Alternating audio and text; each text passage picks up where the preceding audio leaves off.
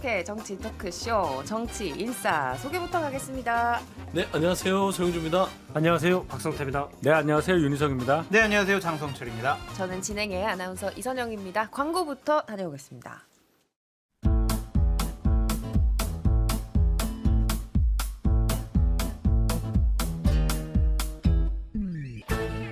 유쾌한 정치 토크쇼 정치인싸. 네, 여러분은 정치인싸와 함께하고 계십니다. 오늘 방송이 8월 25일 일요일 방송. 그러니까 사실은 오늘 여야 대표의 만나는 회담이 날이었죠. 있었던 날인데 이재명 민주당 대표가 코로나에 걸리는 바람에 어쨌든 이게 무기한 연기라는 표현이 맞는 건가요? 하기는 하나요? 안 해요. 아니에요. 못해요. 제가 못해요? 보기로는 딱 일주일 못해. 수년될 것 같아요. 아이 못해요. 전 한다고 봅니다. 오, 한다, 해야만 안 합니다. 한다. 날짜도 한 3대 9월 1인데? 1일 정도로 오. 할 것 같아요. 저는 안 한다고 생각합니다. 왜냐면은 이번 대표 회담을 25일 일요일에 잡은 이유가 28일 국회 본회의에서 민생 법안을 처리하게 돼 있었거든요. 네. 돼 있어요. 근데 그 민생 법안 처리를 앞두고 여야 대표가 딱 이제 회담을 통해서 멋있게 짠 우리가 합의해가지고요 28일 날 요러요러한 민생 법안 처리하기로 했어요. 이런 성과를 내기 위한 건데요. 지금 28일 이전에 대표 회담을 못하면은 할 이유가 없어요. 그래서 저는 안 한다고 봐요. 그리고 봐봐요. 28일 이후에 여야가 이제 정기국회 앞두고 1박 2일 연찬회 같은 거 가요. 그러면은 서울에 없어요. 그러고 이제 바로 이제 정기국회 들어가거든요. 할 시간이 없어요. 할 이유도 없고. 그렇게 봐요. 네. 맞죠? 아니에요. 아니요. 조금 설득될 뻔했는데 그러니까. 뭐가 어떤 아니고요. 점이 아니에요? 그러니까 맞는 말씀은 28일 날 지금 양당의 정책의장끼리 민생 법안에 대해서는 어느 정도 합의된 것들이 있어요. 뭐 저세상의 특별법은 상임위를 통과했고요. 그다음에 여러 가지 좀 나머지 법안에서 10여 개 정도는 통과시킬 생각을 갖고 있어요. 이게 여야 대표가 그 부분에 광파하려고 하는 뭐 느낌이다 얘기하셨는데 느낌이 아니 진짜요. 아니 그런 부분도 있죠. 근데 그게 전부가 아니었기 때문에 여야 대표 부분의 만남은 제가 알기로는 9월 1일 정도로 지금 조율을 하고 있는 거라. 그래요? 예, 9월 1일이니까 딱 일주일 수년, 일주일. 일주일 수년 되는 걸로 알고 있고 일단 중요한 것은 여야 대표 간에 이게 서로가 이해관계가 명확해요. 이재명 대표는 연임을 하고 나서 연임의 첫 일성이 결국에는 여당 대표를 만남으로써 외연확장으로 가야 돼요. 더 이상 이제 당내에서 연임에 대한 부담을 덜려면 이렇게 여당 대표 만나면서 뭔가를 풀어가는 듯한 변화된 모습을 보여줘야 되기 때문에 그 시점이고요. 한동훈 대표도 지금 국민의힘 내에서 한 달이 됐는데 이 그립감이 좀 떨어지고 있어요. 그러니까 결국 야당 대표를 불러다가 본인이 여당 대표로서의 존재감 그리고 국민들한테 생중계를 통해서 나 한동훈이야. 나는 달라. 예전에 김경과는 다르고 용산에 눈치 보지 않아. 이런 걸 보여줄 이해가 있기 때문에 이거는 정기국회 9월 시작하기 전에 반드시 치러야 되고 추석 전에 반드시 끝내야 될 숙제 같은 겁니다. 이건 뭐 간단해요. 두 사람이 하겠다고 한 이유는 각자의 필요에 의해서 이 필요는 맥 소장님이 잘 설명해 줬는데 그것 때문에 한다고 그랬거든요. 근데 코로나 때문에 갑자기 안 한다. 그리고 무산된다. 처음부터 안 주는 것보다 주려고 했다 뺏는 게 더 기분 나빠요. 그래서 이거는 할 수밖에 말이라도 말지. 없는 거예요. 둘 다 이제 국민들에게 너무 국회가 싸우기만 한다고 해서 욕을 먹었기 때문에 일단 그것도 푸는 과정 보여줘야 되고 뭐 물론 이재명 대표와 한동훈 대표의 입장은 서로 약간 달라요. 그런데 한다고 했는데 안 한다? 그럼 대용 먹으니까 규모나 시기는 변동이 있겠지만 하게 됩니다. 지금 그렇죠. 앞서 서 대변인님은 9월 1일 말씀하셨는데 윤 대변인 뭐 들으신 거 없어요? 제가 뭐 따로 들었다기보다는 그럴 수밖에 없다고 생각을 했어요. 그럼 다음 주에 다다음 주에 예, 근데 할 결론 예정이다. 일주일만 딱 가는 건데 뭐 물론 다음 중간에 주에. 본회의가 있고 해서 왜 하냐 뭐 그런 생각도 할 수 있겠지만 애초에 본회의를 염두에 두고 시작한 게 아니기 때문에 말씀하신 대로 두 분 다 이 필요성을 뭐 다른 방향이긴 하지만 어쨌든 해야 한다는 결론에 도달한 결론을 갖고 하자고 했고 그걸 받았기 때문에 할 수밖에 없다. 다른 이유도 아니고 코로나 때문에 그런 거를 뭐 안 할 수는 없는 거죠. 이제 여기서 당 대표를 모셔보거나 당 대표실에서 중요한 역할을 했던 사람은 저밖에 없잖아요. 그러니까 세 분들은 지금 잘 모른다. 잘 모르는 것이 아니라 이제 이분들은 당위성에 대해서 얘기를 한 거고 당대표 모셔봤는데 언제? 송영길 대표.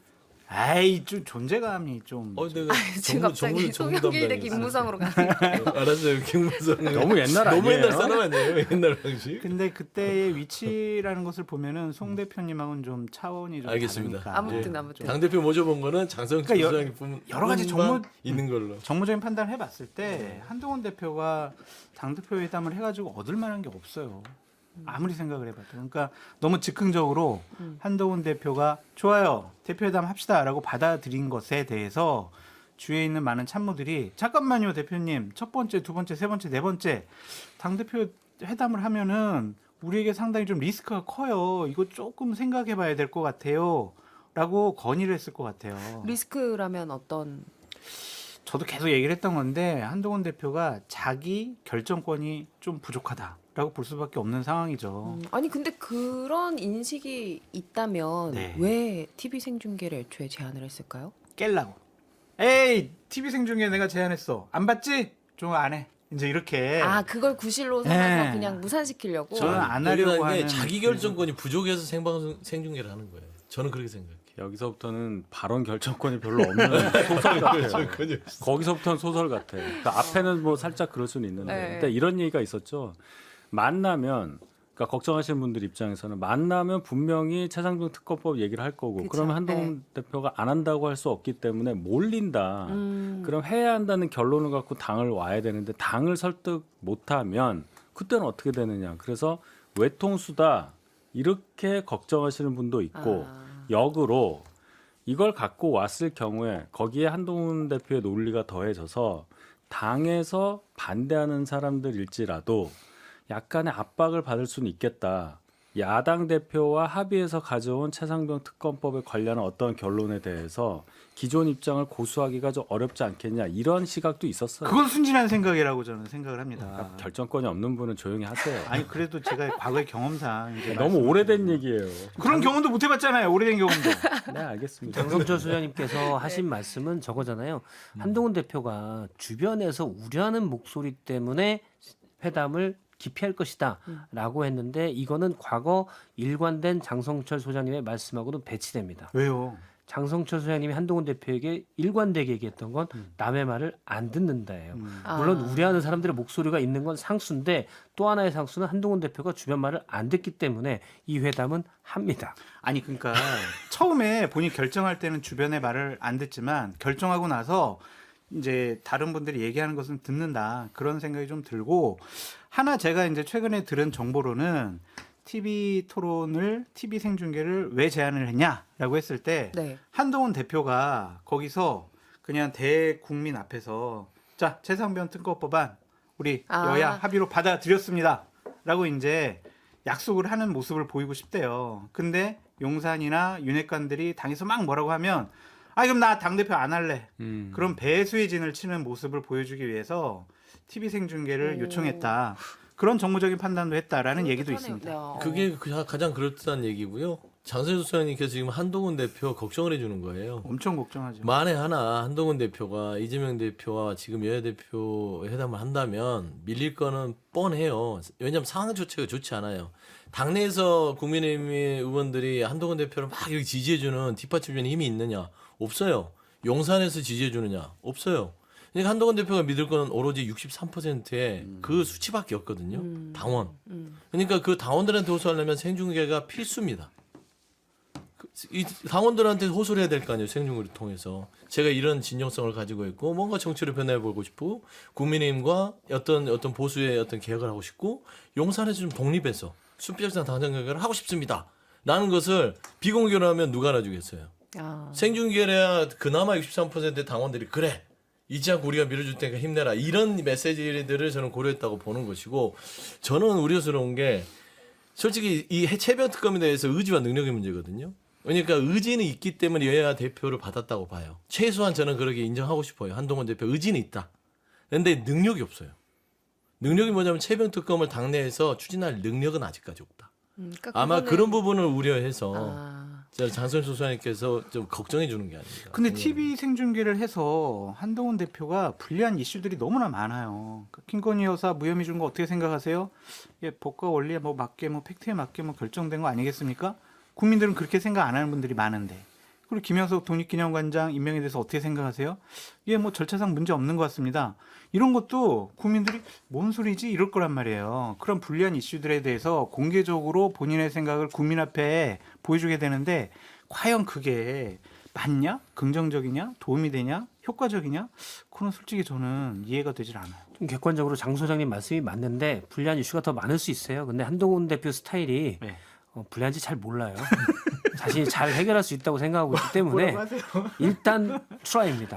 저는 한동훈 대표의 그 트라이를 1대 3이기 때문에 정리를 막 해야 내가 돼. 공격 안 했어. 한동훈 대표의 트라이를 응원하고 물론 꺾여질 가능성이 아주 커요. 그래도 응원합니다. 도전하세요. 아니 지금 윤 대변인님이 도전하랬잖아. 웃으셨는데 이렇게 잘 알지? 이런 느낌으로 웃으신 거 아니에요 아니, 지금? 제가 생각했던 의식의 흐름에 다 한 번씩 거쳐갔던 정류장들이에요. 다 그 정류장에 한 번씩 다 가셔 계시네. 다 한 분씩. 아유, 다 장소장님 정리해 울고 주세요. 계시네. 일리가 있어요. 일리가 있고 생중계에서 얻을 게 없다. 저는 그렇게 안 봐요. 오. 물론 생중계했을 때 뭐 언론이라든지 저희 같은 사람들은 뭐라고 얘기했고 토씨가 어떻게 됐고 이거는 뭐 어떤 뭐 득실이 어떻다 하지만 제일 먼저 이것을 접하는 국민들은 두 사람이 같은 테이블에 같이 딱 동등한 자격으로 앉아 있다는 거예요. 그게 굉장히 큰 겁니다. 이재명 대표는 당연한 거죠. 지금 몇 년째 완탑 야권의 리더가 돼 있는데 한동훈 대표가 딱 앉아서 따박따박 얘기하고 그러면서 사람들이 뭘 봐요? 음성 지원이 되는 거예요. 이건 사진이 아니라 음성 지원되고 영상이 나오면 얼굴도 나오고 뭐 옷 입은 것도 나오고 제스처도 나오고 여러 가지가 나온단 말이에요. 그러면 대중의 뇌리에는 여러 평가가 각인이 될 가능성이 커요. 저는 그게 훨씬 크다고 봐요. 이 뭐 그 회담이 정치 인싸는 아니잖아요. 여기서 뭐 김건희 여사가 어떻고 여기서 뭐 하는 것도 하겠지만 괜찮을 것 같긴 그러니까 한데. 모든 방송에서도 그렇게 여기서 얘기를 하지만 해주세요. 가져가지고. 어디든 좋아 생중계를 해 둘이 자유롭게 프리토킹을 해 그 과정에서 사람들이 보는 거 내용도 처음에 보지만 톤앤매너도 보면서 그 장면을 보는 거예요. 그 효과가 얼마나 크겠습니까? 저는 무조건 생중계하자고 했을 거예요. 오, 그래요? 만약에 한동훈 대표가 생중계하는 거 어떠냐고 저한테 뭐 의견을 물어봤으면 당연하다고 했을 겁니다.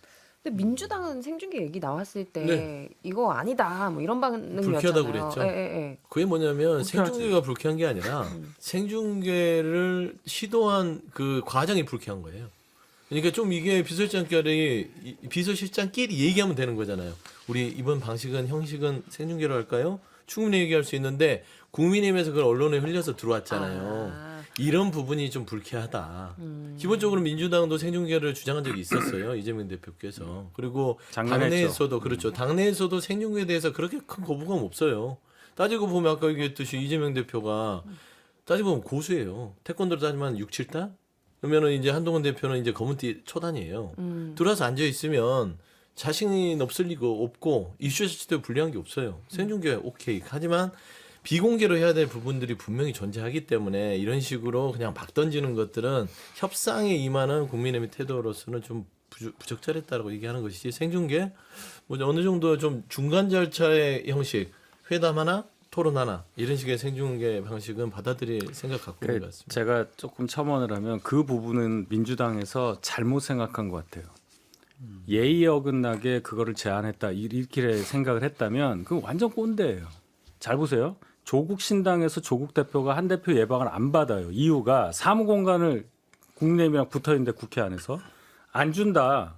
그것 때문에 예방을 막았어요. 그래서 한동훈 대표 그럼 주시라. 그래서 지금 줬어요. 그런 자세가 필요한 거예요. 여야가 항상 보면 그 작은 거 하나 때문에 서로 양보 안 한다. 너네 왜 그랬어? 예의 어긋난다. 관행 어긋난다. 똑같은 얘기하고 있잖아요 지금. 그러니까 그걸 받아줬어야 되는데 제 얘기는 생중계 작년에 김기현 대표한테 이재명 대표가 제안했던 거잖아요. 그렇죠. 그럼 생중계에 대해서 반대할 이유가 전혀 없는데 그럼 반대하는 이유가 딱 하나잖아요 지금. 과정이죠.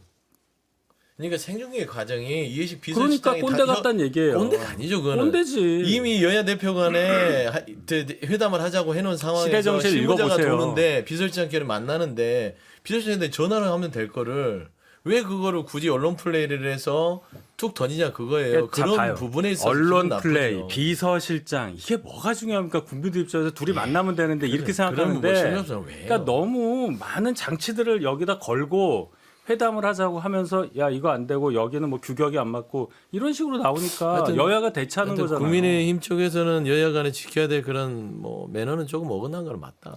그러니까 뭐 민주당도 생중계를 안 하겠다는 게 아니라 그 방식이 그냥 상의 없이 예를 들어서 뭐 여야 비서실장이 같이 나와서 얘기한다면 모르겠지만 중요한 요소가 상의 없이 툭 던져진 거에 대한 불만 저는 뭐 그 불만 표출할 수 있다고 봐요. 다만 이제 그것 때문에 안 하겠다 이렇게는 안 갈 것 같아요. 예. 안 하겠다고 한 적은 없어요. 민주당이 생방송 때문에.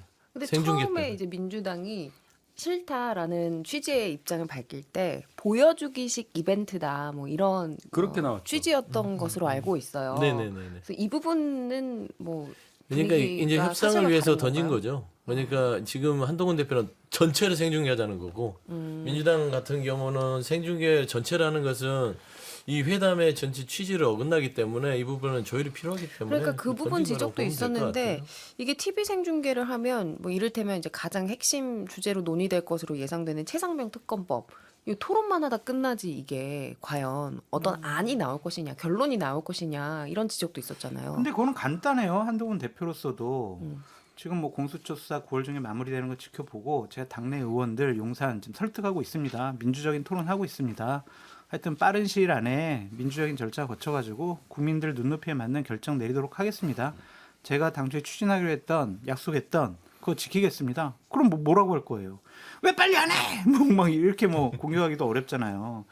그러니까 저는 TV 생중계와 관련해서는 안 받아들이는 민주당이나 이거를 제안한 국민의힘이나 둘 다 이상해요. 민주당 받아들였어요. 안 한다며. 절반.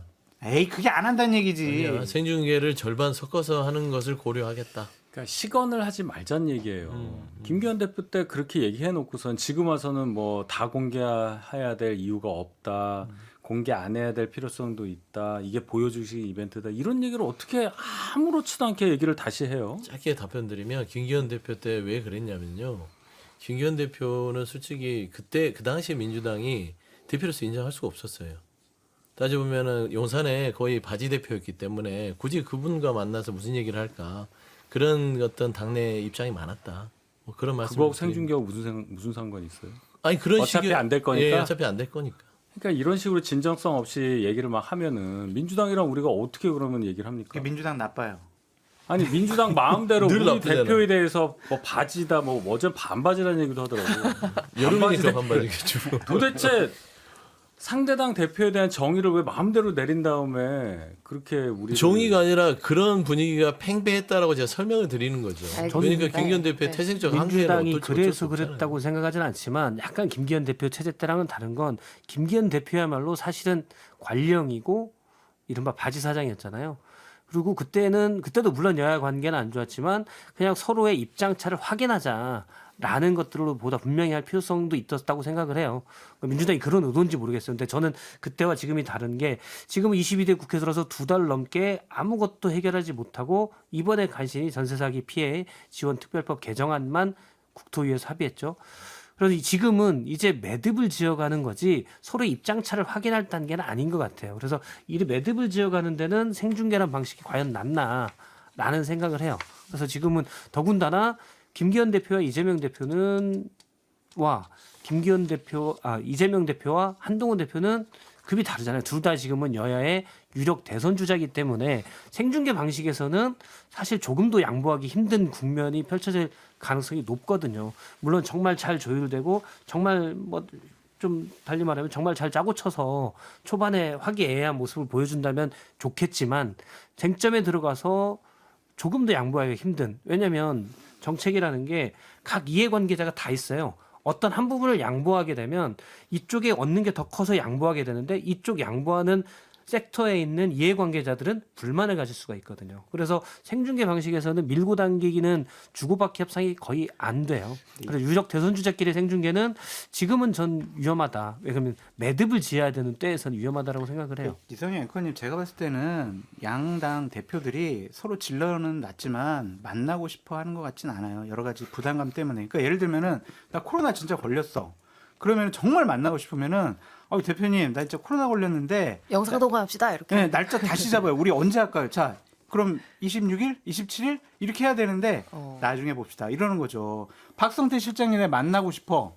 그런데 내가 코로나 걸렸어. 그러면 날짜를 잡지. 만나기 싫은 사람은요. 나 코로나 걸렸는데 아니 나중에 다시 한번 봅시다. 이렇게 그냥 애매모호하게 얘기하거든요. 그러니까 지금 상황은 서로 안 만나고 싶어 하는데 어떠한 빌미를 이용을 해서 안 만나고 흐지부지 시키려는 거 아니냐. 그런 생각이 들더라고요. 알겠습니다. 맞죠? 안 맞아요. 안 맞아요? 네, 제가 좀 오랜만에 장 소장님에 대해서 안 맞다고 하는데 안 맞고 제가 봐서는 생중계 부분도 지금 실무자들끼리 양당에 나름 쪼개서 가려고 하는 것 같아요. 결국에는 국민의힘은 금투세를 민주당이 던질 거고 민주당은 최병특검 던질 거고 그 두 건에 대해서 공개 토론하고 나머지 비공개하고 모두 발언 공개하고 이런 식의 어떤 좀 세미 형식으로 추진을 굉장히 아주 그쪽으로 적극 검토하고 있다. 알겠습니다. 저도 제가 안 맞았으면 좋겠어요. 다음 주 일요일 그러니까 9월 1일에 정말 추진이 될지는 그건 좀 지켜보도록 하고 안 되면 저한테 밥 사세요, 다 세 분이. 알겠습니다. 아니 장 소장님은 만약 하게 되면 무엇을 거시겠습니까? 오른팔. 오른팔씩이나요? 윤희석 대변인을 걸겠다는 말씀이십니까? 제가 오른팔이에요. 다 걸겠습니다. 제 전화도 안 받아요 요즘에. 아니 근데 이재명 대표가 원래는 이제 영수회담도 제안을 했었잖아요. 지금 여야 대표 회담도 좀 이런 상황에서 영수회담까지 갈 수 있을까요? 거기는 좀 멀죠. 단계가 있잖아요. 당 대표는 당 대표끼리 우선 만나는 게 맞잖아요. 근데 본인이 자꾸 대통령을 만나자고 하면은 뭘 뛰어넘는 거라는 인식을 줄 수밖에 없고 어쨌든 저 입장에서는 그리고 한번 만났을 때 무슨 일이 있었습니까? A4 꺼내 가지고 그거는요. 네. 그건 진짜 사고예요. 그러면 안 되는 거였습니다. 그건 솔직히 얘기해서 그거는 대통령실은 절대 받아들일 수 없기 때문에 이번에도 안 그런다는 보장이 어디 있어요? 그런 믿음을 줘야 될 거 아니에요. 그러고 영수회담을 얘기해야지. 거기에 대해서 아무것도 없이 국가 원수를 만난다는 게 아무리 야당 대표라도 그렇게 하는 게 아닙니다. 저는 그렇게 생각해요. 알겠습니다. 일단은 여야 대표가 만날 수 있을지부터 좀 보도록 하고 여론조사 결과가 좀 나왔거든요. 양쪽 대표에 대한 요 얘기는 광고 듣고 와서 2부에 진행하도록 하겠습니다. 지금 여러분께서는 6회, 상쾌, 통쾌한 정치 토크쇼 정치 인싸를 듣고 계십니다.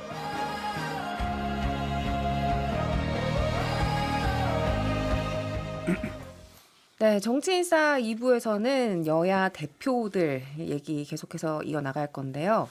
자, 어쨌든 이제 새 대표들이 다 정해졌잖아요. 그리고 이제 한동훈 대표 같은 경우에는 취임 한 달이 됐습니다. 그래서 여야 대표 직무 수행에 대한 기대감에 대한 여론조사가 하나 나왔는데요. 엠브레인 퍼블릭을 비롯해서 4개 여론조사가 지난 19일부터 21일 무선전화 면접 방식으로 실시한 전국 지표 조사고요. 자세한 내용은 중앙선거 여론조사 심의위원회 홈페이지 참조하시면 됩니다. 자, 두 대표에 대한 기대감. 이재명 대표 49%, 한동훈 대표 40%. 이 숫자에 어떤 속뜻이 있을까요? 둘 다 40대긴 한데 49, 40이에요. 그 한동훈 대표에 대해서는 과연 잘할 수 있을까? 뭐 그런 생각이 있으신 것 같아요. 그게 다른 여론조사 수치에서도 좀 나타나는 것 같습니다. 그러니까 이것도 지금 한동훈 대표에 대한 직무수행 평가도 그렇지만 국민의힘의 당 지지율도 지금 떨어졌어요. 지난 금요일날 발표된 한국갤럽 여론조사를 보면 지난 전주에는 35, 이번 주에는 32. 민주당 같은 경우는 27에서 31로 올랐거든요. 한동훈 대표에 대한 개인적인 지지도와 기대감도 낮아지고 당에 대한 지지도도 낮아졌다는 것은 한동훈 대표가 지난 한 달 동안 당 대표로서의 역할이 국민들에게 그렇게 썩 호의적으로 받아들여지지 않았다. 그렇게 결론을 내릴 수밖에 없죠. 그리고 부정평가가 1%지만 더 높더라고요, 지금. 그것은 지금 한 달 정도면 허니문 기간인데 한동훈 대표 스스로 이러한 수치들에 대해서 왜 이럴까 심각하게 좀 판단하고 생각해야 될 지점이다 라고 말씀드립니다. 알겠습니다. 방금 소개해 주신 여론조사는 한국갤럽이 실시한 여론조사고요. 지난 20일부터 4일간 무선전화 면접조사 방식으로 진행된 여론조사였습니다. 자세한 내용은 중앙선거 여론조사 심의위원회 참조하시면 됩니다. 그 여론조사 결과를 또 말씀하실 거예요?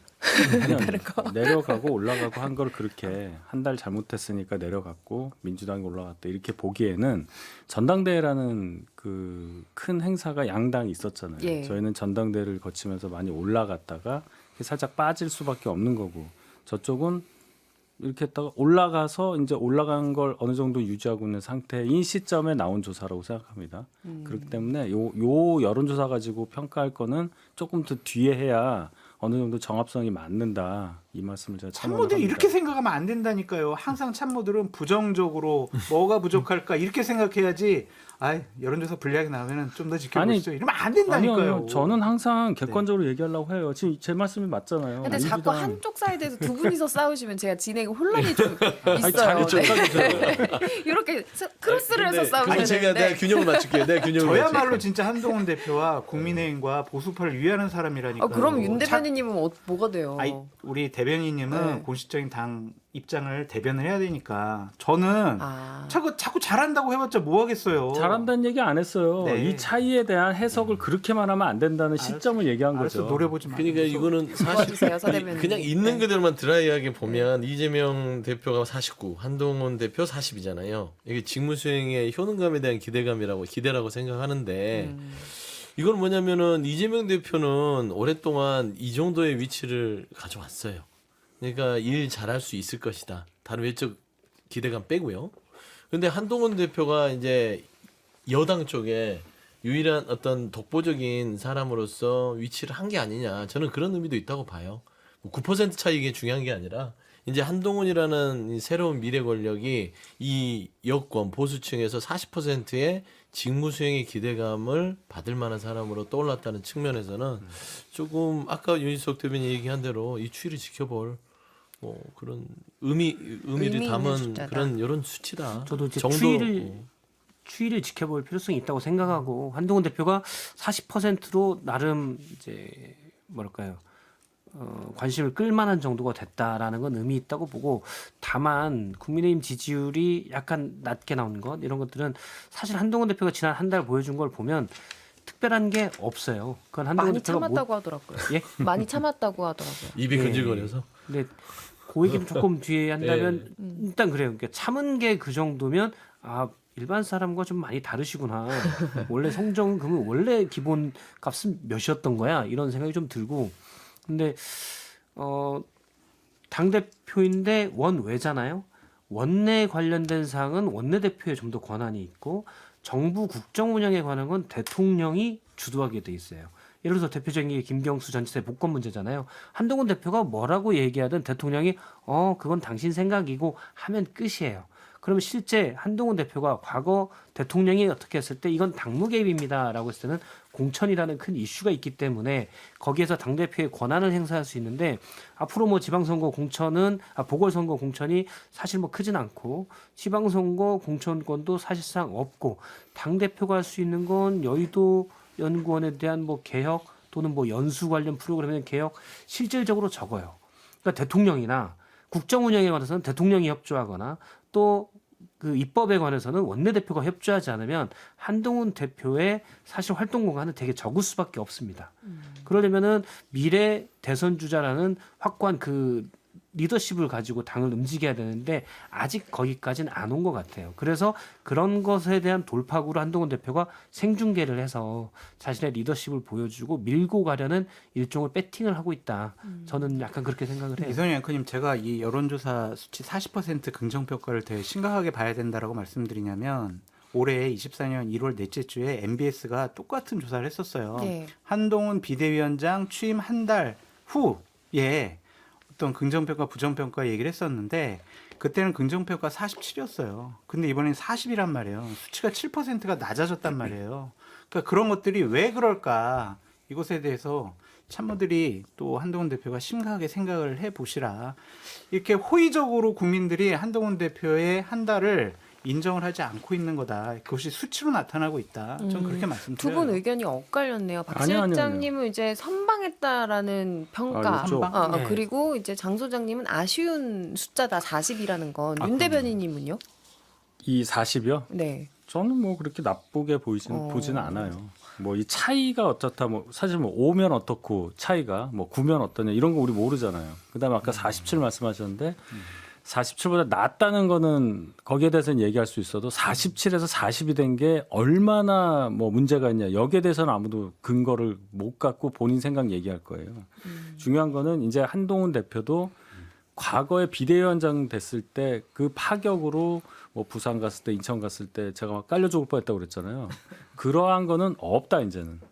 그 스타가 돼서 막 밴들 몰고 다니고 그런 거는 이제 그렇게 기대하기 어렵다. 그렇다면 성과로 말해야 되는 시점이다. 잘해야 한다. 이건 저도 당연히 동의하고 지난 한 달 동안 조용할 수밖에 없었던 상황이라고 봐요. 민주당이 상대방이 없는 상황. 전당대회 하고 있으니까 뭐 박찬대 원내대표랑 할 수도 없잖아요. 많이 참았다고 하시잖아요. 정쟁에 참여하지 않았다는 뜻으로 저는 이해를 합니다. 그래서 본인이 이 민생 이슈를 드라이브를 걸려도 상대가 없어서 지금까지는 못했는데 이제 이재명 대표 들어오셨으니 이제 좀 하자. 뭐 생중계도 뭐든 만나자. 아마 이런 마음이라고 봐요. 여기서 승부 걸어야 되겠다는 생각이 있는 거죠. 잠시만요. 조금 전에 이제 장 소장님이 언급하셨던 1월 여론조사요. 1월 25일에 주요 여론조사 업체 4곳, 엠브레인 퍼블릭, K스탯 리서치, 코리아 리서치, 한국 리서치가 공동으로 진행하는 여론조사 MBS 결과고요. 한 위원장의 직무 수행에 대해서 긍정 평가한 응답자가 47%였다는 그 여론조사였고 자세한 내용은 중앙선거 여론조사 심의위원회 참조하시면 됩니다. 죄송합니다. 아니요, 괜찮습니다. 네, 이게 제 일인데요. 아니 그나저나 어쨌든 한동훈 대표의 어떤 지금 직무 수행에 있어서의 걸림돌이 당내 지지 기반이 없는 것이다라는 평가를 방금 전에 박 실장님이 해주셨잖아요. 그래서 요즘 그렇게 식사 자리 만드시고 바쁘신 거예요? 그렇죠. 그런 걸 해야죠. 그리고 의원 이 원내에서도 뭐 싫어서 뭐 이런 거라기보다는 굉장히 낯설 거예요. 그럴 거 아닙니까? 원내에 계신 분들 입장에서 3선, 4선 가신 분들은 같이 정치도 하던 사람, 생각도 알고 여러 번 뭐 거의 10년 가까이 보던 사람이 당대표 된 거 하고 법무부 장관에서 이렇게 왔다 갔다 하던 검사 출신인 사람이 갑자기 비대위원장 갔다가 나갔다가 다시 전당대회에서 당대표가 됐을 때 사람 관계가 그런 거 아닙니까? 뭐 생각이 많이 달라서라기보다 잘 모르니까 관계가 없었으니까 서먹서먹하죠. 이걸 깨서 관계도 조금 부드럽게 하고 본인의 생각도 좀 설득을 하고 그걸 해야 될 사람 한동훈 대표예요. 그러니까 요새 많이 만날 수밖에 없다. 그러니까 친윤 인사하고도 1대1로 식사한다 뭐 이런 얘기가 있더라고요. 근데 친윤이든 뭐 친뭐든 무슨 상관입니까? 아까 궁금한 게 반응. 그렇게 반응, 해서 그분들이 네, 효과가 있었냐가 사람은요 이제 궁금한 거죠. 1대1로 만나면 다 좋아요. 아, 하긴 이제 만나봤는데 나쁜 사람 예, 없다 이렇게 그런 사람 되는 없죠. 거구나. 예, 저는 아니에요? 1대1로 좋기만 하고 응? 어떤 아니라고? 게 정치라는 게 장 소장님 지금 아니, 고개를 아니 근데 절레절레. 이게 참 저 한동훈 대표한테 좀 조언을 하고 싶은 게 그거예요. 순진하게 그렇게 정치하면 안 돼요. 그러니까 그럼 밥을 먹는 건 거는- 좋아요. 그게 좋은데. 메시지가 될 수는 있죠. 1대1 만나면 솔직히 말하면 악마를 만나도 좋아요. 그 앞에서 본인을 욕했던 사람도 부드러워져요. 그리고 끝나고 헤어질 때는 아이고 한 대표 내가 한 대표 도와줄게. 안 도와줘요. 중요한 거는 대표라는 것은 정치력이라는 걸 어떻게 세력을 모으는 거냐면 본인이 능력을 보여줘야 돼요. 그리고 카리스마를 보여줘야 돼요. 두 가지밖에 없어요. 야당과 잘 싸우든지 아니면 영상과 각을 잘 세워서 본인이 차별돼서 한동훈이라면 한번 내가 정치의 어떤 명운을 걸고 따라가야겠다. 이런 매력을 발산해주지 않고서는 밥을 봐봐요. 본인이 100명 거기가 국민의 몇 명이죠? 108명인가요? 108명 중에 신윤그룹 한 100명이라고 치면 100명하고 100일 동안 밥 먹는 그 하는 시간 동안 본인은 사라져요. 밥 먹다가 끝나요. 그러니까 결국에는 포인트를 잡고 들어가야 되는데 밥 먹는 거 좋아요. 하지만 그거를 가지고 뭔가 당내 장악력, 식사 정치로 할 수 있다. 그런 좀 순진한 착각에서 좀 비롯된 게 아닌가. 1대1 만남이 효과적이려면 준비를 많이 해가야 돼요. 그러니까 제가 이선영 앵커님하고 1대1로 식사를 해요. 정말 제 편을 만들려고. 근데 가서 제 얘기만 해요. 저는요 방송 이거 출연하고요, 저거 출연하고요, 제 방송에서 이런 얘기하고요, 제 얘기만 한단 말이에요. 그러면 이선영 앵커님은 뭐야 이럴 거 아니에요. 차단 이제 차단이요. 근데 이제 제가 메시지에서 지우고. 이선영 앵커님 와 예전에 방송에서 이런 말 하셨대요. 와 오. 그리고 방송 와 이 멘트 너무 좋았고요. 진행 그쵸. 너무 잘하시는 것 같고 와 어떻게 그 야구 정말 자주 가시죠 하면서 차단 해제할게요. 네. 그렇죠. 그렇게 해야 되는데 네. 지금 한동훈 대표는 그냥 만날 때 본인 얘기만 많이 하시는 것 같아요. 제가 되게 우려스럽게 보는 건 뭐냐면 지금 중진 의원들도 많이 만나고 있대요. 그러면은 당에서 준비를 해줘야 돼요.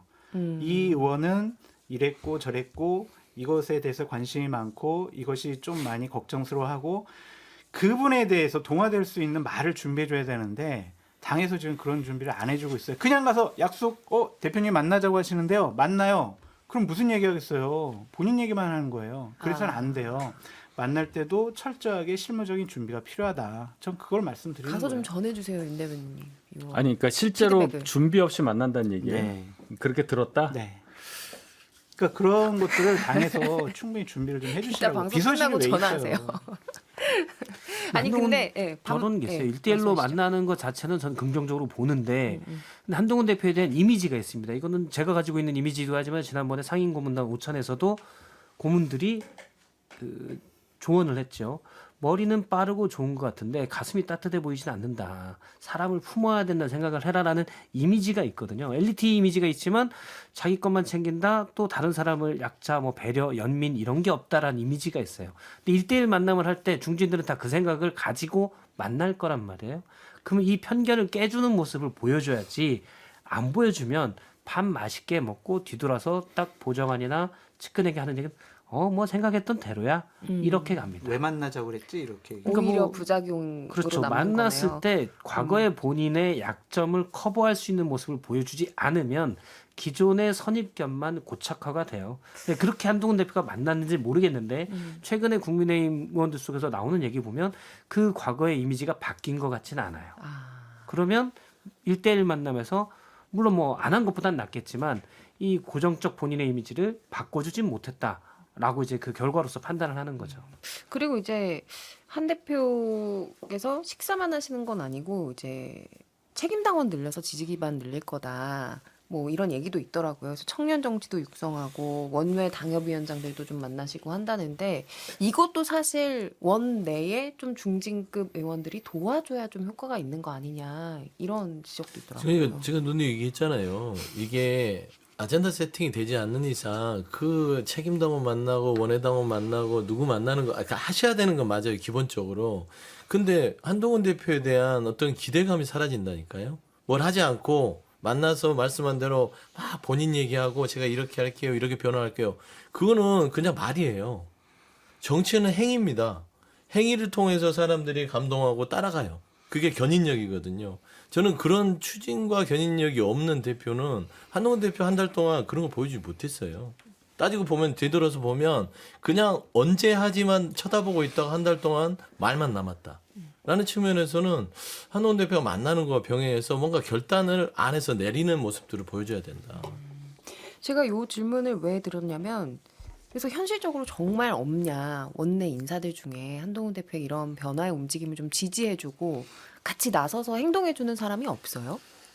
아니 뭐 제가 다 아는 건 아닌데 그 원내에서 확실하게 우리 새 대표 오셨으니까 이렇게 해서 한 마음 한 뜻으로 가자 그런 건 솔직히 저도 못 느껴요.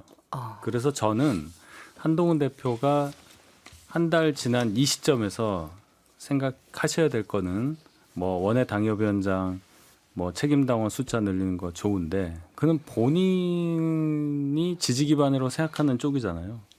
그거 외에 원내에 본인의 세력 기반을 늘리는 것이 훨씬 중요하다는 그 관점에서 앞으로 정치를 하시면 어떨까 하는 생각이 들어요. 왜냐하면 원내에 계신 분들 숫자도 적어요. 우리가.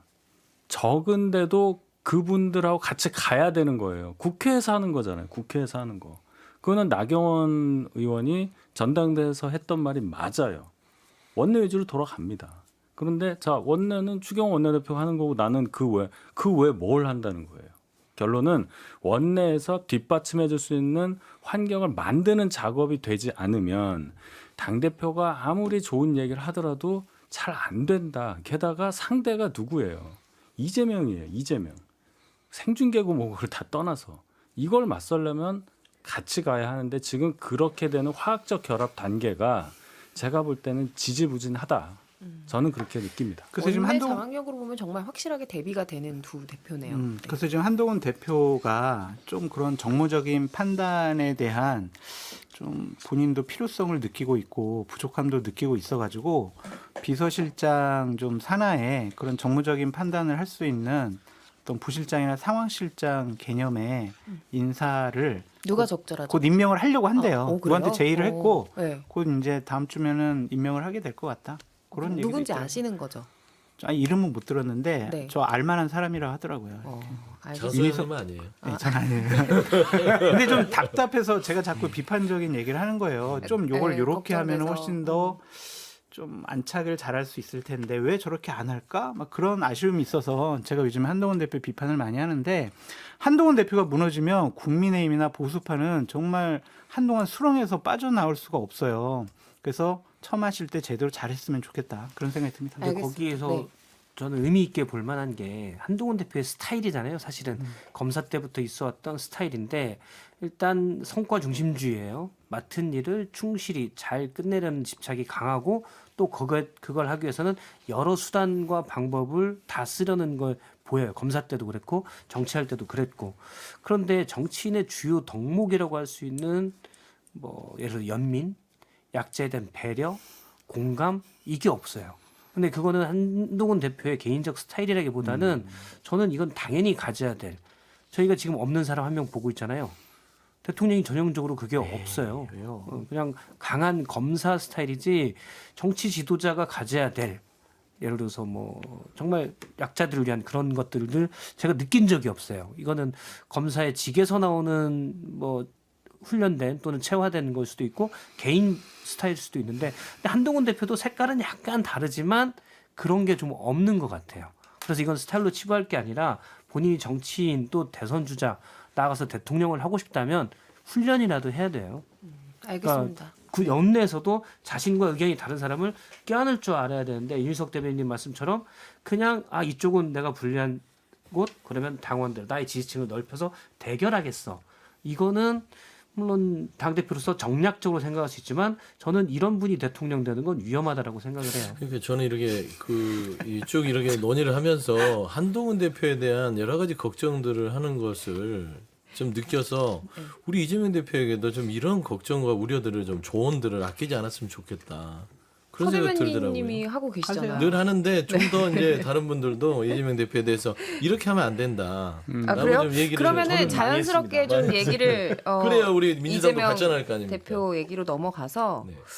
이번에 이제 2기 체제에 대해서 여러 가지 평가가 나오는데 뭐 사실상의 찐 이재명 대선팀이다 뭐 이런 평가도 나오고 있고 그리고 또 진성준 정책위의장의 유임을 두고도 여러 가지 해석이 나오고 전반적인 평가를 한번 부탁드려 볼게요. 이제 연임에 대한 부담을 크게 느끼고 있다. 그래 보시면 될 것 같아요. 그리고 이재명 대표도 저번에 한번 하고 나서 연임을 하는 데 있어서 부담이 없을 수는 없고 본인이 연임의 이유를 그렇게 얘기했잖아요. 당연히 정상적인 국정 운영이 됐다면 뒤로 물러나는 게 맞으나 윤석열 정부의 국정 운영은 비정상적이다. 그렇기 때문에 어쩔 수 없이 나간다라는 것이기 때문에 주변 참모들한테 이런 얘기를 했대요. 본인이 연임을 하면 바뀌겠다 많이. 그런 염려 뭐 단일 일극 이런 부분이 우려되지 않게 바꿀 것이고 여러 가지로 좀 탕평이라든지 협치에 대해서 좀 많은 노력을 기울이겠다는 식의 연지를 했다고 하더라고요. 저는 그런 일련의 과정 속에서 진성준 정책위원장도 그렇고요. 최근에 그 더민주 혁신에 대해서도 개편이 이루어지고 있고, 그러니까 더민주 혁신에 대해서 문재인 전 대통령인가 하여튼 뭐 그쪽 친문 쪽에서도 좀 거칠다. 메시지가 거칠고 여러 가지 운영 방식이 거치니까 좀 우려가 된다라고 했더니 아마 더민주 혁신이 개편되는 것들도 이재명 대표가 그거를 어느 정도 끄떡끄떡해서 된 거 아니겠습니까? 그래서 이재명 대표가 연임의 무게감을 크게 느끼고 거기에 대해서 좀 여러 가지 새로운 변화 그리고 중도위원으로 확장하려는 여러 가지 변화를 시도하고 있다. 그렇게 보시는 게 맞을 것 같습니다. 정리를 좀 쭉 잘해주신 것 같은데 그 더민주 혁신 회의 얘기가 나와서 해체론 얘기까지 나오더라고요. 지금. 해체는 아니고요. 아니에요. 예, 이 개편을 하는데 정책 그룹으로서 그동안은 자꾸 이제 당의 어떤 특정 인물들 그다음에 이재명 대표의 비판하는 어떤 사람들에 대해서 공격 최일선에서 공격수로 방어선이라고 해야 되나요? 그런 역할들을 했는데 그 과정에서 너무 메시지들이나 행동들이 거칠었어요. 그래서 그런 부분들은 좀 당에 도움이 안 되겠다 생각해서 정책 제안하는 쪽으로 개편하겠다. 뭐 이재명 그렇게 알고 대표 뭐 고언을 뭐 드리라고 하니까 제 말씀드리면 그럼 참 뭐 필요하죠. 일관되게 얘기하지만 이재명 대표 일극 체제 속으로 들어가면 이재명 대표의 권력 기반은 민주당 내에서 전혀 공고하지 않다, 튼튼하지 않다 이 말씀을 드려요. 이재명 대표가 사법 리스크 본인이 갖고 있는 고유한 결함이 없는 분이라면 지난 총선 과정부터 시작해서 지금까지 연임을 하면서까지 무리할 이유가 하나도 없습니다. 본인 가만히 있어도 민주당에서 1등 할 수 있는 사람인데 그렇게 장치를 구비하지 않으면 뭔가 당할 수 있다는 생각 때문에 무리를 해요. 무리를 하면 뭐가 문제냐? 반대하는 사람들의 반대 강도가 세지는 거예요. 이재명 대표랑 생각이 다른 분이 분명히 있는 거는 자연스럽잖아요. 뭐 30%가 됐든 40%가 됐든 이분들이 이재명 대표와의 어떤 연합 가능성, 같이 갈 수 있는 어느 정도 일정 부분 그런 거를 완전히 차단시켜버린 행동을 지난 총선 그 공천 과정에서부터 보여줬잖아요. 너무나 하드하게, 너무나 세게. 더민주혁신회의가 뭐 하는데요? 거기가 무슨 대표성을 갖고 있습니까? 당내 당이에요. 당내 무슨 개파도 아니고 뭔지 모르겠어요. 이런 조직 뭐라고 할까? 이런 이 물리적인 결합체는 처음 봤어요. 정당사에서. 근데 이 사람들이 이 꼬리가 몸통을 흔들고 있는 이 당을 민주당에 오래 계셨던 분들 그런 분들이 어떻게 바라보겠냐, 어떤 생각을 하겠느냐. 그러면 결정적인 순간에 이재명 대표를 도와줘야 될 사람들이 안 도와주고 다른 배를 탈 수도 있는 거고 뭐 그럴 가능성이 더 커졌다. 그래서 85.40% 이거 그대로 믿으면 안 됩니다. 이재명 대표에 대한 평가는 10월 이후로 미뤄야 될 것 같습니다. 그때 1심 재판이 나오는데 그때 정말 유죄를 받게 되면은 지금까지 이재명 대표가 하고자 했던, 바뀌려고 했던 것들이 다 그냥 한순간에 날아가 버릴 수가 있다라고 말씀을 드리고 싶어요. 지난주에 제가 정치는 정말 관심이 없어요. 그냥 자기 정치 기사 안 본대요. 그런데 선거 때만 되면 나가서 투표를 하는 분이에요. 그런 분들을 몇 번 만났더니 제가 물어봤어요. 윤석열 대통령에 대해서는 어떻게 생각하세요? 그랬더니 이상하대요, 그냥. 이상하대. 그럼 이재명 대표에 대해서는 어떻게 생각을 해요? 그랬더니 그분 범죄자 아니에요? 이렇게 얘기를 하더라고요. 그러면 중도층, 정치에는 관심이 없어서 자세한 상황을 모르는 분들은 기본적으로 이재명 대표는 범죄자, 나쁜 사람 이런 이미지가 있단 말이에요.